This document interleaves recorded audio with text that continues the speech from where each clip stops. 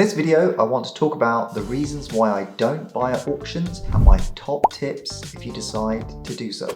Hi guys, welcome back to the channel. If you are new here, my name is Ravinder Aujla, and on this channel we talk about how you can grow a property portfolio quicker and faster than a normal investor, how investing works, and what smart investors look for, how finance works, and how you can use it to your advantage. So let's get into this video. Main advantages to buying a property at auction. The first one being speed. On the fall of the gavel, you've exchanged contracts and now legally own the property. After 28 days, you complete and you can pick up the keys.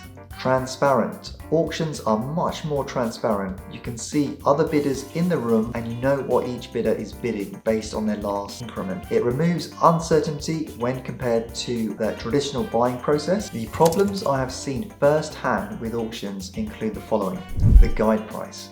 It's set very low in order to encourage people to think, wow, that is cheap. Let me check this property out.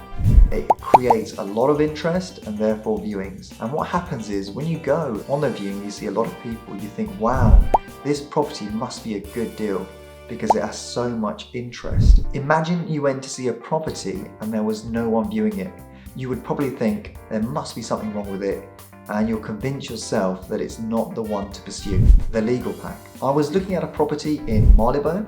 I could have turned this property from a 1-bedroom apartment into a 3-bedroom apartment. It was a private block, so I viewed the property. I had my solicitor look at the legal pack. I met with local agents to get a good idea of the value. My solicitor came back to me and said that there were some key legal documents that were missing from the legal pack. One day before the auction, my solicitor confirmed that she had received the missing documents and informed me that the roof was going to be replaced.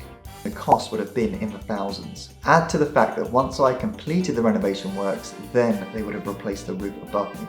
Something I'm sure my tenants would have complained about. Problem properties. In my experience, the properties in the auction tend to be problem properties. There is usually a good reason they are in the auction and usually have some underlying issue which requires resolving, which can be time consuming and costly to solve. Emotions. I have seen people bidding on properties for a lot more than they are worth. Usually this is because of the fear of missing out. For example, they feel emotionally invested in the property, given the time and possibly expense they have taken and incurred. Therefore, convince themselves that even at a price higher than their maximum price, their property is still a good deal. Time pressure. These types of properties require you to purchase them either cash or using a bridging loan. There is the added pressure that you will have to complete within 28 days, and this can cause lots of added stress, especially when there are delays in the valuation being booked in, the valuation report coming back, and the conveyancing process completing. Sometimes the legal pack is not up to date and very important documents can be added just prior to the auction or on the day of the auction. Properties can have addendums, which means additional information included, which gives you very little time to get the changes reviewed, and lots can be removed prior to the auction or even sold prior.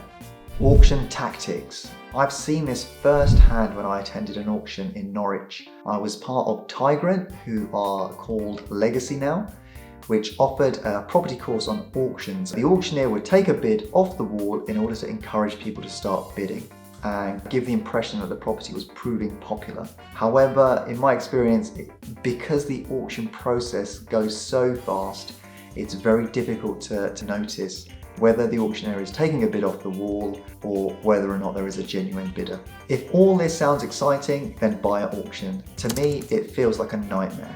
So, auctions, buyer be aware. If you are tempted to buy at auction, I would advise the following. For maximum price, maybe add £5,000 to £10,000 on top of that and stick to that metric. In that way, if you go £5,000 to £10,000 over, then at least you tried your best.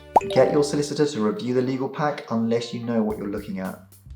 Always have a few properties on the list so that you're not emotionally involved in just one property. Speak with your broker before the auction to make sure you have a plan in terms of how you plan to complete on the property, and also make sure you're able to put down 10% on the drop of the gavel. Make sure you are aware of all the costs and fees you will need to pay. One of the things you could do is consider making a cheeky offer prior to the auction, which you can do. Consider looking at unsold lots to see if you can pick up a bargain. Any properties where you think there might be structural issues, it's best to get a builder to check. If you like this video, please smash that like button and hit subscribe so that you get notified when I release another video. Make sure you are subscribed, as I will pick a subscriber at random and have a 10-minute call with you to see how I can help you on your property journey. Let me know if you have any questions or comments down below and I will do a video answering them all. Please check out my personal website, ravinderAujla.com, where I have lots of free videos on property investing and service accommodation. Thanks for watching and see you on the next video. Bye.